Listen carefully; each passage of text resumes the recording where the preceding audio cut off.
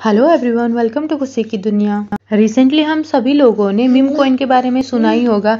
Memes coin जैसे कि dose coin, सिवाय जिन्हें जब इन्वेस्टर्स देखते तो उन्हें लगता है कि क्या ये मजाक चल रहा है, लेकिन जो लोग स्पेकुलेटर है उन्हें लगता है कि ठीक है यार, मेरे लिए तो लॉटरी की तरह है। लेकिन आज हम दो अमेजिंग क्रिप्टो प्रोजेक्ट्स के बारे में बात करेंगे कि किस तरीके से ये ऑसम बिजनेस खुल रहे हैं क्रिप्टो की वजह से, जो पहले पॉसिबल नहीं था। तो सबसे पहला प्रोजेक्ट है रेंडर, यानी कि ऑब्वियसली सबसे पहला जो लॉजिकल सवाल बनता है कि रेंडर क्या होता है और कौन सी प्रॉब्लम सॉल्व करता है ये। तो अगर आपने पिक्सार की बनाई हुई 3D animated movie monster university देखी हो तो हम उनकी 3D एनिमेशन से बहुत इम्प्रेस हुए भी होंगे। लेकिन क्या आपको पता है कि इसका सिर्फ एक फ्रेम की एनिमेशन को रेंडर करने के लिए, यानी कंप्यूटर के डेटा को एक्चुअल पिक की क्वालिटी वीडियो बनाने के लिए 24 घंटे लग जाते हैं।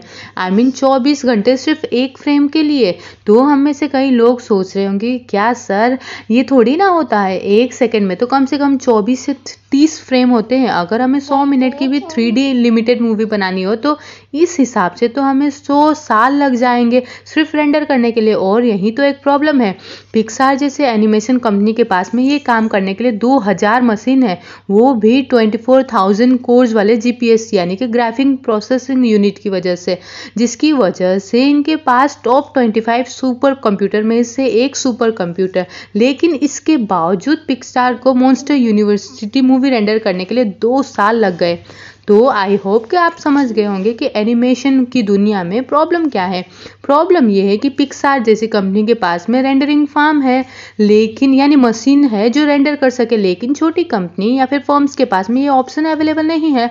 तो अभी तक वो क्या करते थे कि अमेजोन के सर्वर्स को रेंट पे लेती थी, जिसके लिए उनको पे करना पड़ता था एक बहुत ज़्यादा कॉस्ट को।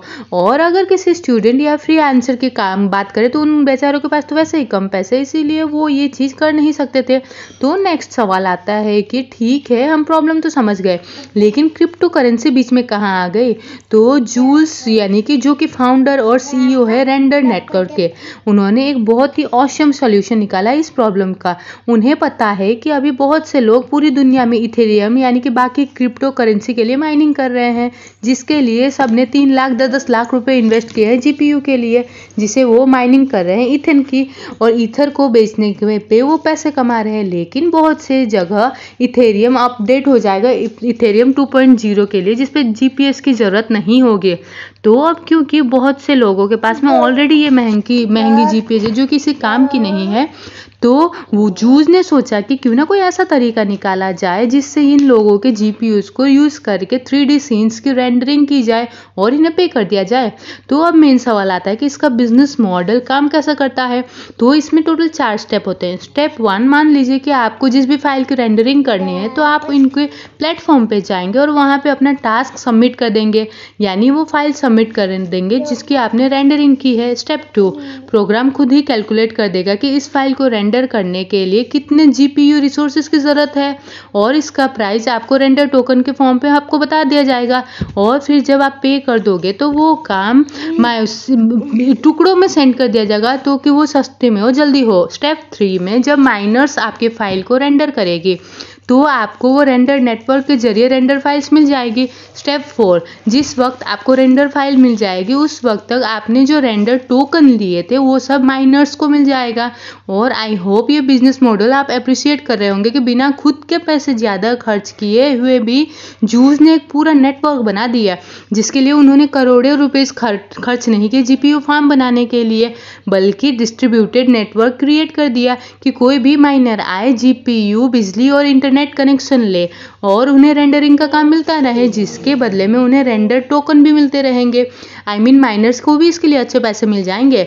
रेंडर करवाने वाले आर्टिस्ट को भी फायदा होगा कि कम पैसे में उन्हें ज़्यादा स्पीड मिल रही है।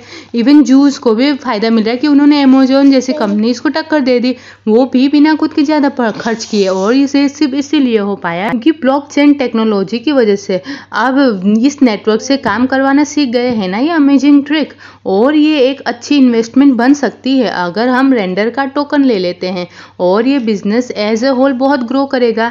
लेकिन इसके बहुत से रिस्क भी है। आई थिंक वीडियो की स्टार्टिंग में ये मैसेज देना भूल गए, बट ये बहुत इंपॉर्टेंट है। तो हम आपको यह बताने चाहेंगे कि I am not a financial advisor, और यह सारे थॉट्स बस हम लोग ये क्रिप्टो में करेंसी में इन्वेस्ट करने के लिए बहुत रिस्की हो सकता है, इसीलिए खुद की ही रिसर्च कर करके कोई स्टेप लेना है। यहाँ पे बस आपको जानकारी दी गई है। अब नेक्स्ट सवाल आता है यहाँ पे, ये है कि इसका फाउंडर का बैकग्राउंड क्या है। तो जूस और बाकी जो जीनियस है कंप्यूटर ग्राफिक के लिए, स्ट्रीमिंग और 3D रेंडरिंग के लिए, उनको 25 साल का एक्सपीरियंस है। जूस को टॉय इनकी कंपनी के फाउंडर है। तो इन शॉर्ट ऐसा नहीं कि ब्लॉकचेन टेक्नोलॉजी के आने पर इन्होंने 3D रेंडरिंग को ईजी करने का तरीका सोचा। यहाँ पहले से यही काम करते हैं, बस ब्लॉकचेन में इन्हें ये मौका मिल गया कि ये सस्ते में और ज़्यादा 3D रेंडरिंग करवा सके। इनका जो स्टाफ है वो भी इन्हें इनकी फील्ड का बेस्ट मानते हैं। बट ये रैंडम नेटवर्क के रिस्की थॉट्स जो माइनर्स बन गए, लेकिन इनके पास में इतने ऑर्डर्स ही नहीं है ताकि हर माइनर को काम मिल सके। तो सप्लाई ज़्यादा हो जाएगा और डिमांड कम हो जाएगा, जिसकी वजह से रेंडर टोकन का प्राइस गिर जाएगा। सेकेंड, जैसे कि चाइना में माइनिंग बंद हो गई और बाकी देश की गवर्नमेंट भी अगर माइनिंग बंद करवा दे तो भी पूरा बिजनेस फेल हो सकता है। थर्ड है, अगर अमेजोन या फिर बाकी बड़े प्लेयर्स किसी तरह के और अच्छी लैंड फार्म बना दे और प्राइस को सस्ता भी कर देते और अपनी प्रोसेसिंग को फास्ट भी कर देते हैं, तो इन्हें कम ऑर्डर मिलेंगे और फाइनली ये बिजनेस ग्रो नहीं हो पाएगा और इंसर्ट रेंडर टोकन की वैल्यू कम हो जाएगी।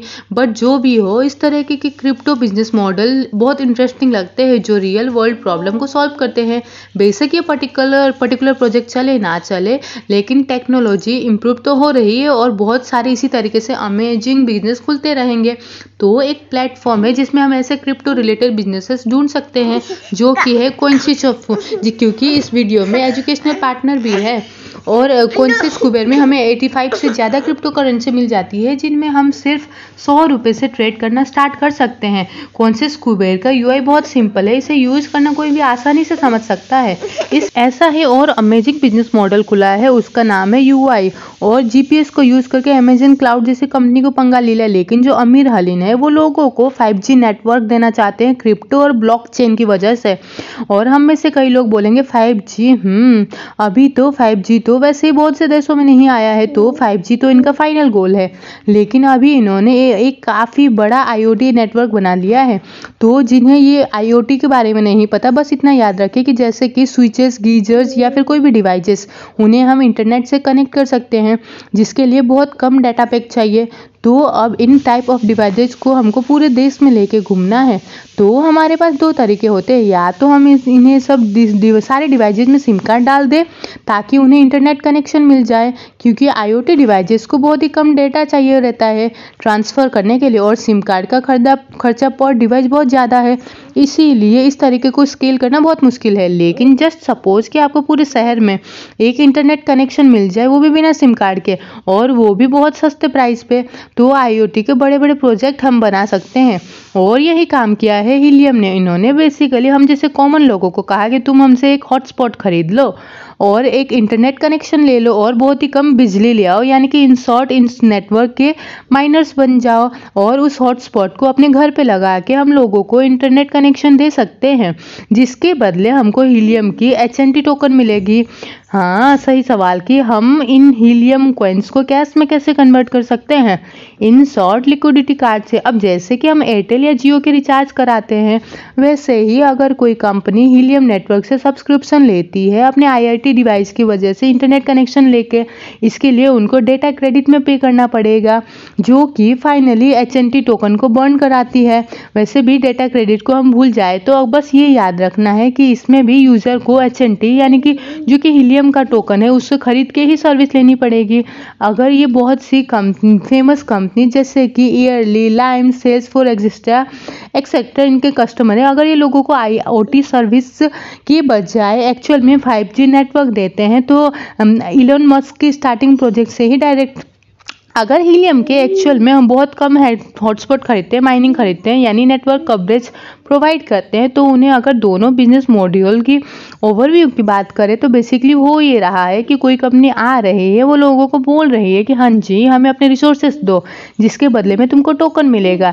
ये रेंडर या हीलियम की तरह, यानी कि कंपनीज बिना पैसे खर्च किए हमसे पूरा इंफ्रास्ट्रक्चर बना लेगी, और ये अच्छी बात है। लेकिन अगर हम लॉन्ग टर्म इन्वेस्टमेंट की बात करें तो हमारी समझ में इन प्रोजेक्ट में फ़ायदा हमें तभी होगा जब एक्चुअल में इन्हें कोई यूज कर रहा हो, यानी इनके पास कस्टमर हो और वो ग्रो करते रहता हो।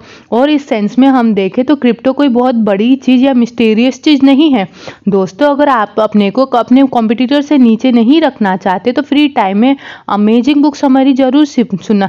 अगर आप फ्री में हिंदी में 170 से ज़्यादा समरी सुनना चाहते हैं तो आप यह बुक के ऑडियो प्लेलिस्ट में देख सकते हैं, वहाँ पे बहुत सारे समरीज है। अगर कोई समरीज आपको एक्स्ट्रा सुननी हो तो आप कमेंट बॉक्स पे भी मैसेज कर सकते हैं। Thank you for listening this audio.